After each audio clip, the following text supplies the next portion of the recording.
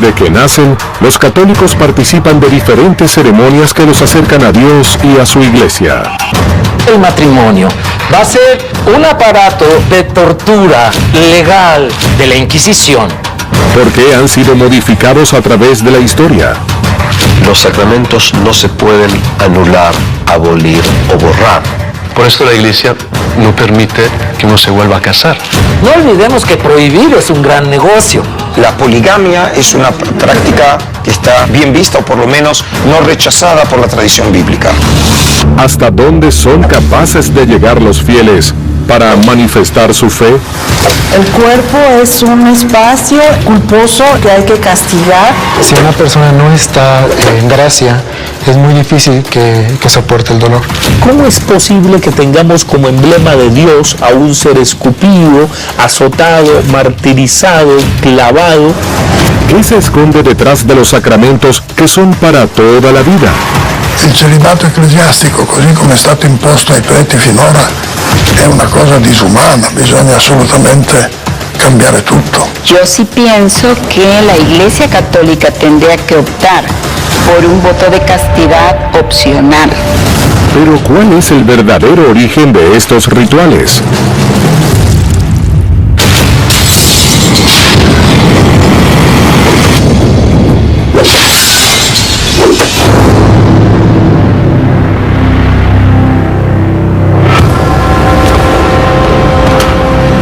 Desde su nacimiento hasta su muerte, los católicos celebran la fe. Pero ¿cuándo surgieron estas ceremonias? ¿Son creaciones de Jesús presentes en los textos bíblicos o pueden haber sido manipulados?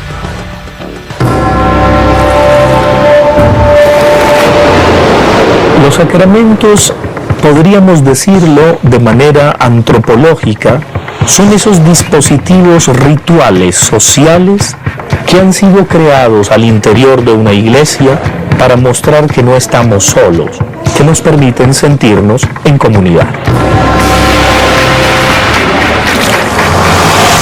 Y por esto los sacramentos nos ponen en comunión con los distintos momentos de la vida de Cristo y con su mismo cuerpo, su misma vida. Solamente la Iglesia Católica Apostólica Romana tiene 7 sacramentos y la postura de lo que se llama la posibilidad de mediación entre el hombre y Dios. Nos permiten pasajes a lo largo de la vida, el nacimiento, y ahí tenemos el bautismo, la incorporación a la comunidad, estaría la comunión y la confirmación. Por supuesto tendríamos el cambio de estado cuando alguien se casa o se consagra a la vida sacerdotal, tendríamos el matrimonio o el orden y tendríamos la unción de los enfermos, porque la iglesia y la religión tienen que ver también con tratar de dar respuestas a los problemas del amor, de la salud, de la enfermedad y de la muerte. Para los católicos, el primer sacramento es el bautismo, una ceremonia que marca el inicio de su vida como hijo de Dios. El bautismo es el comienzo de la vida cristiana, te identifica con Cristo y te hace participar de su vida, que es una vida que no pasa, que es más fuerte que la muerte. El bautizado es exorcizado del pecado original y entraría a ingresar a la comunidad de creyentes. Según los textos bíblicos, Juan, el Bautista, predicaba la llegada de Dios sumergiendo a los conversos en las aguas del Jordán. Podemos encontrar los orígenes en el mismo bautismo de Jesús, cuando bautizado por Juan el Bautista en el Jordán. Si originalmente los bautizados eran sumergidos en el agua, ¿por qué este ritual fue modificado por el cristianismo? El agua bendita tiene un origen también pagano. La religión pagana creía que había divinidades en el agua que limpiaban los males. Y entonces la higiene era parte de los baños romanos, por ejemplo, eran parte de la religiosidad. El cristianismo va a prohibir bañarse. Va a ser pecado bañarse del siglo VI al siglo XVI. Pena de muerte a quien se bañara sin permiso por escrito de un obispo. Y entonces se va a desarrollar en Europa la costumbre de no bañarse. Y como el bautismo incluye agua, pues antes se tenían que sumergir en el agua y fueron quitando las albercas o las piscinas que había en las iglesias para bautizar gente y fueron dejando pilas bautismales donde les cayera poquitita agua, porque el agua era pagana, porque es un elemento natural, es un elemento de la naturaleza.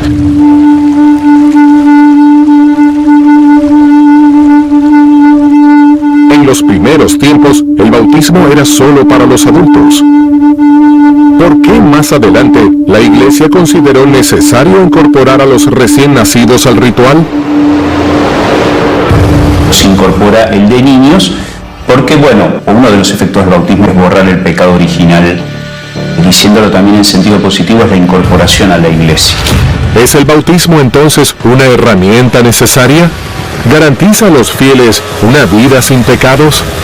El pecado es un concepto central en la fe de Israel. En la visión bíblica, el mundo que fue la obra de Dios era un mundo bueno.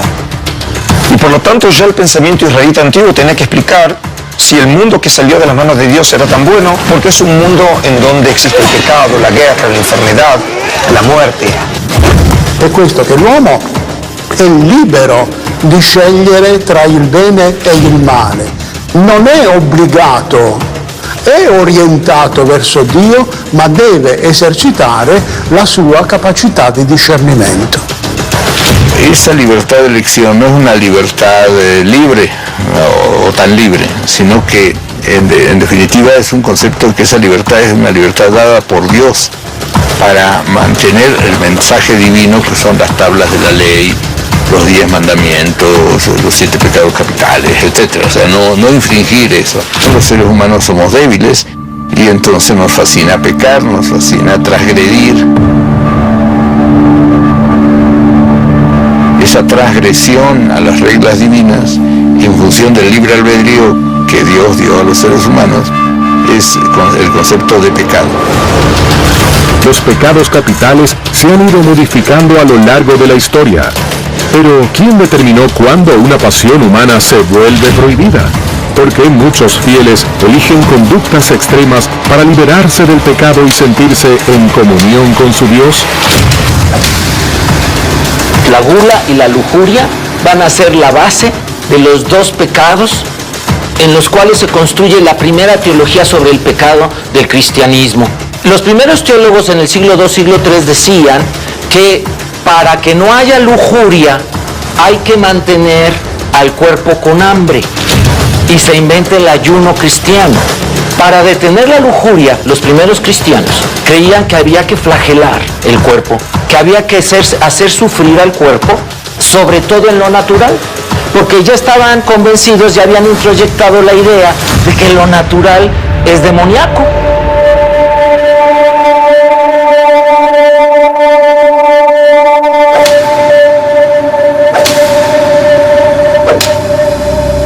Se instala con esa idea que tenés que contener al cuerpo. Tu cuerpo te distrae de tus principales atenciones. Tu cuerpo es el que tendrías que controlarlo. El cuerpo es un espacio culposo, el cuerpo es un espacio que hay que castigar, porque la misma iglesia no abre esos espacios para que hombres y mujeres puedan ser más libres en ese sentido. Las corporalidades son muy castigadas en las iglesias.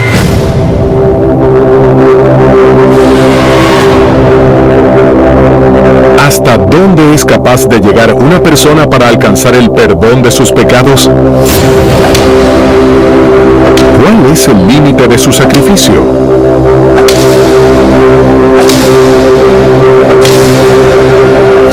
Las procesiones en el siglo XVI y XVII generaban que personas salieran flagelándose como signo de unión a esa Semana Santa que conmemoraba la muerte de Jesús.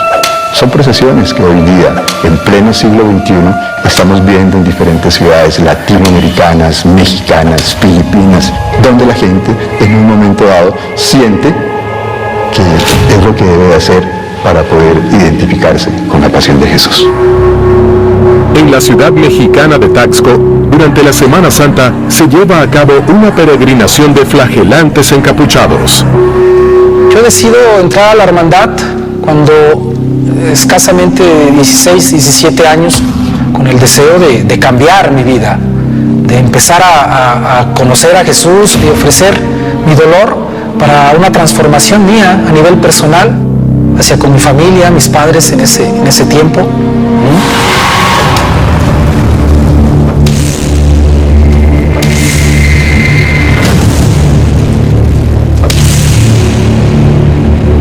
Yo llegué por ayudar a un compañero, un amigo, y poco a poco me fui entrando en la comunidad.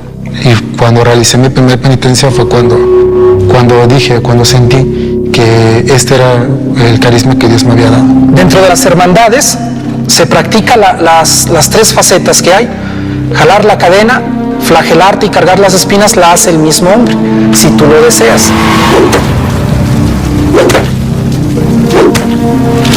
Esto es una disciplina, sí, está compuesta por una masa de plomo. La masa del plomo se enreda sobre el cordón, sí, y se perfora con los clavos. Y al momento de que caiga sobre la espalda, caiga de manera pareja y pueda abrir la piel para que pueda sangrar. Esto es doloroso, de verdad es muy doloroso. Te amarras, se te entumen los brazos, no lo sientes, te duele la espalda. Mientras más te pegues es mejor, porque si dejas de pegarte, al volver a pegarte otra vez, duele más. Durante nuestra penitencia le decimos a Dios que reciba nuestro sufrimiento, nuestra sangre, nuestros pasos que damos, el sudor, que los sumamos a la pasión de su Hijo. Cuando haces la penitencia entras en un estado de oración, que el dolor a veces es tan fuerte que te desconecta y ya no te puedes meter. Entonces empiezas y sigues caminando y la sigues haciendo por hombría, por fuerza. Si una persona no está en gracia, es muy difícil que soporte el dolor. El sufrimiento solo es capaz de aguantarse cuando la persona ya se convenció de que tiene un sentido. Y la autoflagelación tiene tanto éxito porque la gente ya cree en que va a haber un castigo si no se aguantan ese dolor, y que si se lo aguantan va a haber un premio, es decir, ya hay una culpa interiorizada. Es una fe que el hombre común y corriente, la mujer común y corriente no compartimos, porque también puede tener o obedecer a estructuras sadomasoquistas también. Hay gente que goza sufriendo. Un sacerdote que ya no está con nosotros nos decía, no serán masoquistas ustedes. Y te ponías a pensar, al principio te cayó de golpe, pero ya después cuando analizas dices, oye, sí es cierto. Lo natural es no aguantar el dolor, lo natural es buscar el placer. Y entonces hicieron que algo no natural, buscar el dolor, fuera deseable. ¿Por qué estas imágenes de sacrificio y sufrimiento están asociadas al amor a Dios y la gracia divina? ¿Cómo es posible que tengamos como emblema de Dios a un ser escupido, azotado, martirizado, clavado? ¿Cómo es posible que la mayoría de vírgenes dolorosas están sufriendo y con un puñal que atraviesa su vientre? ¿Por qué hay que sufrir? Lo que dice la tradición es porque ese ser escupido, martirizado, agotado, crucificado, sufre por usted, entregó su vida por usted y derramó hasta la última gota de sangre por usted.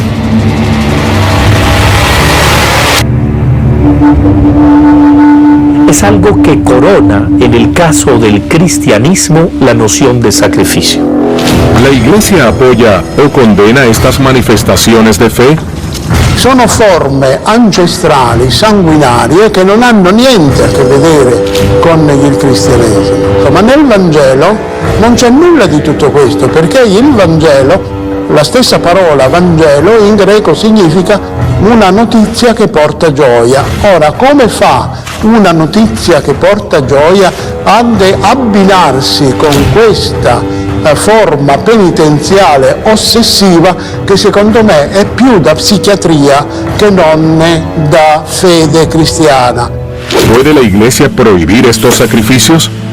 ¿Hasta cuándo los fieles practicantes las considerarán fundamentales en su ritual de fe? Los flagelos personales fueron de alguna manera eliminados en la Iglesia Católica con las reformas que se hicieron en el Concilio Vaticano II. No creo que la práctica caiga en desuso, porque en esta temporada de Semana Santa en Taxco es cuando más dinero entra. La gente viene a Taxco a ver correr la sangre, valga la expresión. ¿Hasta dónde pueden ser manipulados los sacramentos? ¿Cuál es el límite de la intervención humana sobre los rituales divinos? ¿Cuánto influyen los intereses políticos y la ideología personal de los hombres poderosos de la Iglesia? Los sacramentos constituyen ceremonias que son adoptadas por los fieles para estar en gracia con Dios y alcanzar el perdón. Pero, ¿son todos los rituales designios divinos? ¿O pueden haber sido creados por el hombre? Ha habido muchas instrumentalizaciones de la fe, desde organizar la sociedad, desde crearse los sacramentos, en particular el matrimonio, que es del siglo X, del Tercer Concilio Lateranense, de decir quién se casa con quién y quién no se casa con quién. En latín, la palabra yugo, yugus, significa un grillete que se le ponía a los esclavos cuando eran muy salvajes en el cuello, porque se estiraba y les apretaba el cuello y los ahogaba. Y entonces, quien me pone su grillete, en latín se dice mi cónyugus, mi matrimonio. Va a ser un aparato de tortura legal que el cristianismo retoma de los romanos para someter a las mujeres, lo cristianiza, deja el rito, le cambia el mito y ahora creemos que es un mandato de Dios, pero no viene en la Biblia. ¿Por qué un sacramento que simboliza el amor entre dos personas legitimaba la violencia del hombre sobre su mujer? El cristianismo prohíbe matarla, pero va a decir el cristianismo que se permite disciplinarla y va a llamar, le van a llamar en latín con dulce violencia. Y entonces el matrimonio va a permitir en el siglo XV golpear a la esposa. ¿Por qué se instituye la monogamia dentro del sacramento del matrimonio? ¿Es algo que está en la Biblia? El origen del matrimonio es interesante, porque no siempre fue así. Hay un papa que en el Tercer Concilio Lateranense estructura y define el matrimonio como único, heterosexual, monogámico y permanente para la reproducción de los nobles y sobre todo para prohibirle a obispos y sacerdotes que tuviesen concubinas y concubinos. La práctica de la monogamia oficialmente en el judaísmo es una práctica tardía. Tenemos que distinguir entre de facto y de jure. De jure, la práctica de la monogamia se establece recién para fines del primer milenio de nuestra era. Pero, de hecho, en la fe bíblica, la poligamia es una práctica que está bien vista, o por lo menos no rechazada por la tradición bíblica. En los textos bíblicos se expresa que el hombre no debe separar lo que Dios ha unido. De este modo, el matrimonio se presenta para toda la vida. Cuando uno se casa, se tiene que casar por amor. Para nosotros es una identidad, matrimonio y amor. Nadie se casaría hoy en Occidente por dinero o por conveniencia. Un sacramento es un acto a través del cual la gracia divina desciende sobre el hombre y la mujer. Como la gracia divina desciende hacia el hombre y la mujer a través del sacramento, los sacramentos no se pueden anular, abolir o borrar. Es por eso que el sacramento del matrimonio en la Iglesia Católica Apostólica Romana impide el divorcio. La cuestión del divorcio, Jesús hace referencia en el Evangelio y hay un principio muy importante que es el de, que viene motivado en el Génesis, de la Iglesia suele llamar de la indisolubilidad, que el hombre no separe lo que Dios ha unido. Si el divorcio está prohibido por la Iglesia, ¿qué pasa cuando se acaba el amor? Los apóstoles mismos se extrañaron, incluso se escandalizaron, cuando Jesús empezó a hablar del amor para siempre. porque eso conlleva que si la persona a quien le has dado tu corazón y tu vida se va porque no quiere estar contigo más, tú te quedas sin corazón, en cierto sentido. Dios toma muy en serio nuestras palabras y nuestros deseos y nuestro corazón. Por esto la Iglesia no permite que uno se vuelva a casar. Los sacramentos cambiaron a través de los siglos y definieron la vida de los fieles católicos. Pero ¿pudieron haber influido también en la elección de vida de los sacerdotes? ¿Es la castidad una condición expresa en las Santas Escrituras? Según los estudiosos, los fieles practicantes cumplen rituales y ponen en práctica en su vida diaria el orden social pensado por su Iglesia. Pero, ¿cuál es el lugar que ocupa la vocación sacerdotal en la historia de los sacramentos? ¿Quién se hacía sacerdote antes? El sobrino del obispo. El acólito que se sabía el ritual era el que llegaba a ser sacerdote o párroco.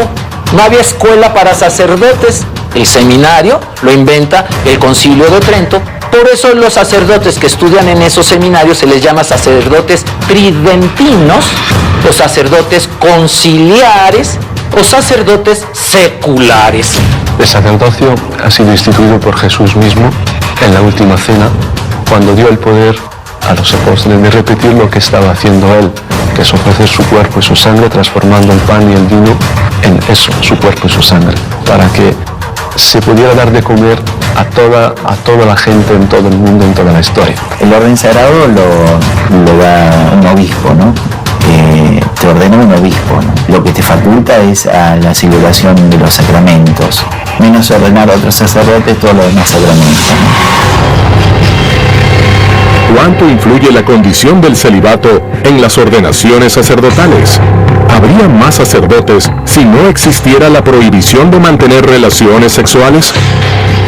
En América Latina todavía hay muchas vocaciones, en Asia y en África todavía más. En Europa están en decadencia las vocaciones. Ser sacerdote quiere decir tomarse un empeño que no es fácil. Da la sensación de que por ahí sí, si no hubiese la obligatoriedad del celibato, por ahí podría haber más candidatos. ¿Existen textos bíblicos que justifiquen la prohibición sexual en la vida sacerdotal? ¿Cuál es la razón de esta condición para ejercer el ministerio sacerdotal? Las religiones paganas creían que la divinidad existía en el río, en el monte, en el árbol, y divinizaban por lo tanto el cuerpo y la sexualidad. Los humanos, según la tradición pagana, estamos creados de polvo de estrella y polvo terrícola. Y entonces, cuando llegan los cristianos y quieren erradicar la religión pagana, el orgasmo va a ser un elemento importante para atacar. Entonces, para quitar la religión pagana, había que quitar el orgasmo de la vida cotidiana de los cristianos. En esta época todavía los sacerdotes y los obispos eran casados, los papas eran casados. La prohibición viene hasta el año 1078. De ahí viene que sean célibes los sacerdotes. ¿Es esa la única razón? ¿Existen otras teorías para explicar esta obligación sacerdotal? El hecho de tener hijos puede llegar a particionar la heredad y que alguno de los hijos intente apropiarse con lo que debería ser de la iglesia. Entonces, la estrategia de la iglesia es tomar a hijos ricos de la aristocracia, transformarlos en miembros del clero, incorporar parte de sus propiedades y que después no se difuminen entre herederos. Entonces, al no tener hijos, yo garantizo que la institución no fragmente sus propriedades. Il prete solitario, secondo me, altro che psichicamente disturbato, probabilmente se si salva è perché o rispetta poco il comandamento del celibato o ha degli altri interessi molteplici, tipo si occupa di politica, scrive romanzi. Il celibato ecclesiastico, così come è stato imposto ai preti finora, è una cosa disumana, bisogna assolutamente cambiare tutto.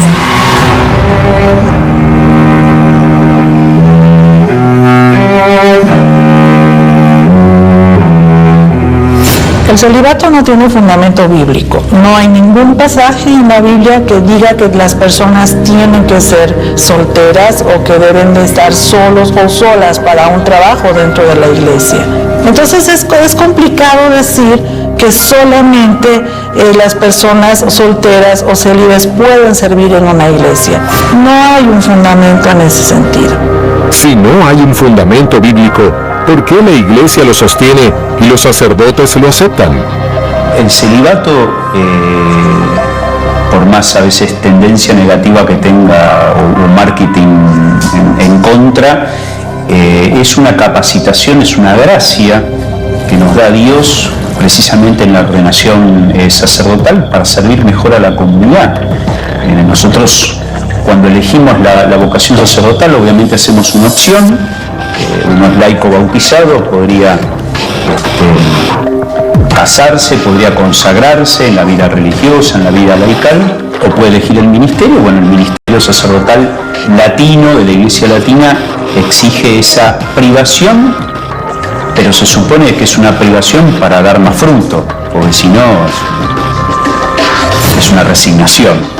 Una resignación, no vamos a ningún lado. El celibato no es una imposición a los sacerdotes, no es una sorpresa que se encuentran al final del recorrido. Para ningún sacerdote, cuando el día que se ordena, es una sorpresa el hecho de que no va a poder mantener relaciones sexuales. Durante los años de preparación del sacerdocio lo saben perfectamente. Yo sí pienso que la Iglesia Católica tendría que optar por un voto de castidad opcional. Es decir, quien pueda vivir el voto de castidad puede hacerlo, y quien no pueda vivirlo pues tendría que tomar la decisión de tener un matrimonio, hijos y relacionarse con su pareja. ¿Cuál es la postura del Papa Francisco frente al casamiento sacerdotal? ¿Propone cambios significativos en el seno eclesiástico? ¿Son los verdaderos representantes de Dios en la tierra? ¿Cuáles son los fundamentos de quienes sostienen que la misa se ha utilizado para adoctrinar fieles? ¿Puede ser la confesión un instrumento de manipulación? A través de los siglos, los hombres de la Iglesia han ido modificando los sacramentos. ¿Hasta dónde puede intervenir el hombre en los rituales de fe y condicionar la vida de los fieles creyentes?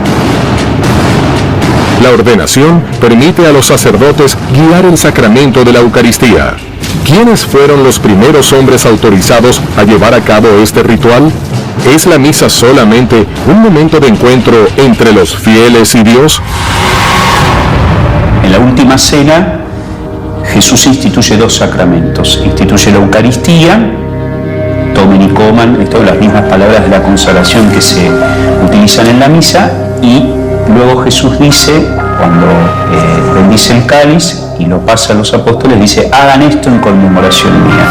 O sea, los apóstoles son los primeros sacerdotes en reiterar aquello y hacer memoria y actualizar, ese es todo el sentido que tiene cada sacramento, aquello que Jesús realizó. Indudablemente la Eucaristía tiene dos grandes momentos. En primer lugar, el momento de la palabra, la liturgia de la palabra, y en segundo lugar, la liturgia eucarística propiamente dicha de la consagración del pan y el vino.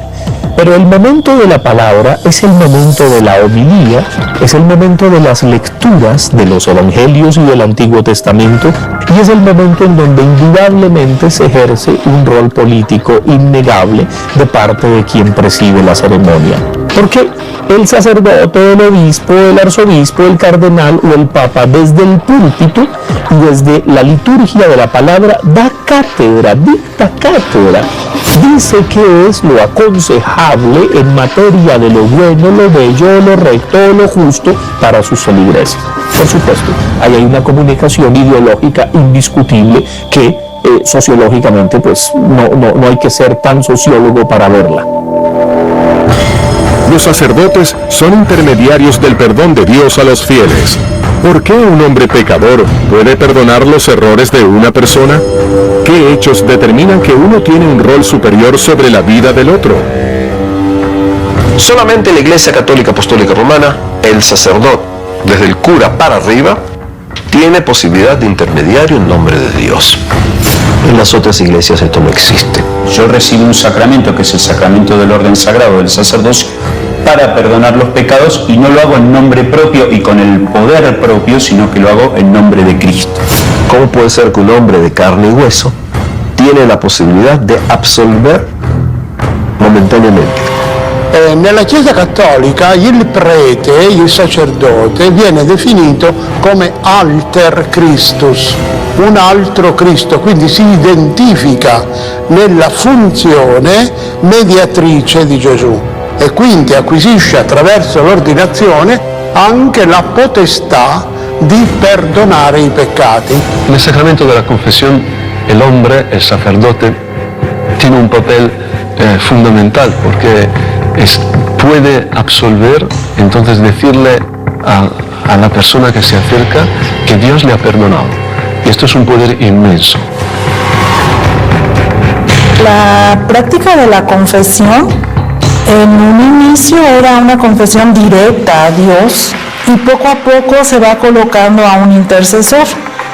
En la tradición judía, el sacerdote era el que escuchaba la oración o la confesión del hombre o la mujer que se acercaba y daba palabras de aliento. En la Iglesia Católica coloca a un intercesor, como es un sacerdote, que es el que decide qué castigo o qué es lo que va a hacer con esa persona, si va a ser salva o no, si tiene un camino más directo a Dios.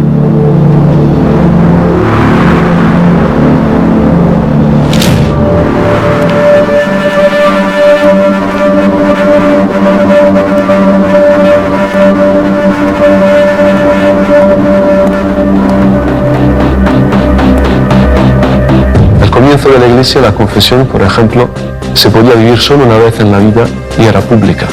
Y esto lo hacía hasta el emperador. Por ejemplo, en Milán el emperador pecó matando a inocentes y San Ambrosio le pidió que confesara su pecado en público y hiciese penitencia pública.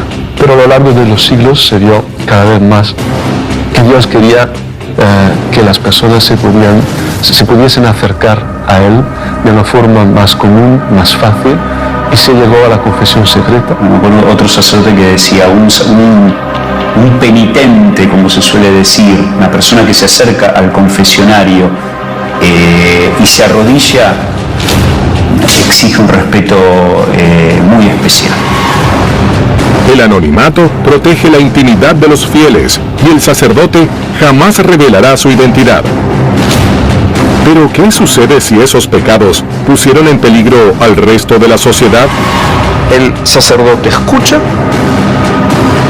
y tanto si este individuo ha pegado a su mujer, robado, violado, asesinado, el sacerdote no puede compartir su secreto con nadie. Y se va perdonado por una persona que ni se entera de quién es.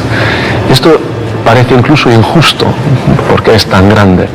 Pero es lo bonito, a nosotros nos cuesta pensar que Dios es tan bueno, que la verdad es tan bonita, pero es así. Los pecados cometidos y confesados son perdonados y es necesario llevar a cabo una acción de penitencia. ¿Cómo han variado las penas a través de la historia? ¿Cuál es la medida justa del perdón? En función de la magnitud de la agresión del pecado se va a determinar el castigo, que puede ser en la Edad Media, por ejemplo, salir de peregrinaje. Recordemos que salir desde la ciudad de Lyon en Francia a Jerusalén no es tomar un avión en cuestión de horas. La penitencia no era lo de hoy. La penitencia eran 5 años de no comer carne, 3 años de autoflagelación todas las mañanas, 7 años de abstinencia sexual, y la absolución no se les daba hasta que cumplieran su penitencia. Pero si tú dabas dinero a la iglesia, Dios te perdonaba algunos años de purgatorio. Se les llamaba indulgencia. No olvidemos que prohibir es un gran negocio. Los sacramentos son misterios y son milagros. El hombre que absuelve, el confesor, sabe que no es distinto de los demás y por esto entiende, pero al mismo tiempo sabe que Cristo se ha empeñado y le ha dejado algo que le permite absolver. Y esto es un hecho de fe. ¿Hasta dónde la Iglesia puede intervenir los rituales de fe? ¿Qué modificaciones planea poner en práctica el Papa Francisco por el bien de la Iglesia Católica y de sus fieles?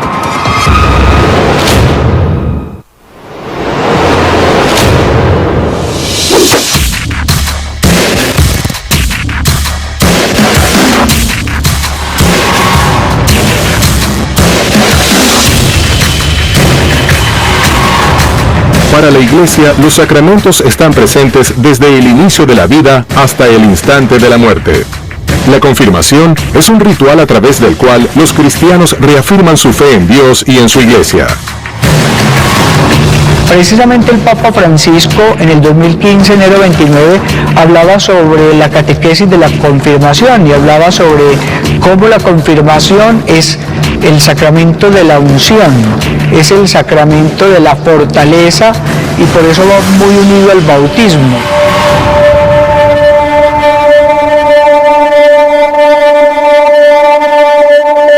Se llaman sacramentos de curación y se suele dar a enfermos terminales. Están los santos óleos o la unción de los enfermos, que es cuando una persona puede ser que fallezca o está por fallecer o está en riesgo y de alguna forma es un rito de paso hacia la muerte. Si el divorcio está prohibido por la Iglesia, ¿cuál es el lugar que ocupan los sacramentos cuando se acaba el amor? No significa que no pueda acceder a la comunión. Ningún problema, una persona separada puede participar los domingos en misa, leer, cantar, celebrar. Por eso me parece muy importante el acompañamiento que hace tiempo que está teniendo la Iglesia, a veces muy ocultamente, sin demasiada publicidad, y que bueno, va reclamando también la misma sociedad.